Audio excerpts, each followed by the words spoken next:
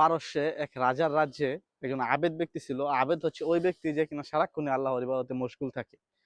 তো মন্ত্রীর মাধ্যমে রাজা জানতে পারে তার রাজ্যে একজন আবেদ ব্যক্তি আছে, এবং রাজা খুশি হয়ে মন্ত্রীকে আদেশ দেয়, তুমি তাকে আমার দরবারে একদিন মধ্যাহ্ন ভোজের জন্য আমন্ত্রণ জানাও। এবং মন্ত্রী সে অনুযায়ী সে আবেদ ব্যক্তিটিকে রাজার দরবারে আমন্ত্রণের কথাটি জানায়, এবং সেই আবেদ ব্যক্তিটি তা গ্রহণ করে। এবং পরবর্তী কোনো একদিন রাজার সাথে সে এক মধ্যাহ্নভোজে উপস্থিত হয়, এবং মধ্যাহ্নভোজ শেষে রাজা সে আবেদ ব্যক্তির কথাবার্তা, সে আচরণ শুনে এতটাই খুশি হয়, তাকে আমন্ত্রণ জানায় যে তুমি আমার রাজ্যে বা আমার দরবারে চিরদিনের জন্য থেকে যাও, তুমি আমার মেহমানশালায় সারাক্ষণ ইবাদত করবে, আমার দরবারেই থাকবে। তো আবেদ ব্যক্তিটি বলে যে রাজা, এটা আমার দ্বারা সম্ভব না। তো রাজা মোটামুটি অবাক হয়ে যে এত ভালো একটা অফার আমি তোমাকে দিলাম, তুমি আমাকে রাজা আমাকে তুমি মানা করে দিলা।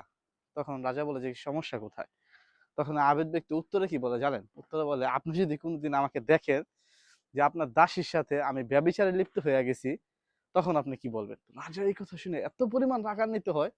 রাজা বলে যে তুমি আসলে একটা ভণ্ড, তুমি এই মুহূর্তে আমার দরবার থেকে বের হয়ে যাও, আমার রাজ্য থেকে বের হয়ে যাবা তুমি। তখন সে আবেদ ব্যক্তিটি বলে যে রাজা, আপনি তো কোনোদিন দেখেন না যে আপনার দাসীর সাথে আমি খারাপ কাজে লিপ্ত হয়েছি, আপনি শুধু শুনছেন এই কথাটা, আর আমার আপনি আপনার রাজ্য থেকে বের করে দিতেছেন। আমার রব তো আমাকে প্রতিনিয়ত খারাপ কাজ করতে দেখতেছে, সবকিছু করতে দেখতেছে, কিন্তু আমার রব তো একদিন আমার রিজিকও বন্ধ করতেছে না, একদিন আমাকে তার সে দুনিয়া থেকেও বিদায় করতেছে না। সুতরাং এত মহান এক রবের দরবার ছেড়ে আপনার দরবারে আমি কিভাবে থাকি?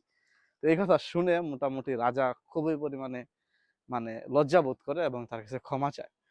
সুতরাং মানে রব যে মহান, এটা সামনাসামনি প্রমাণ করে দিয়েছে যে আমাদের এত ভুল দেখার পরও আমাদের রব আমাকে বিন্দুমাত্র শাস্তি দেন না, আমাদের ক্ষমার জন্য আমাদের অপশন দিতেই থাকে কন্টিনিউয়াসলি।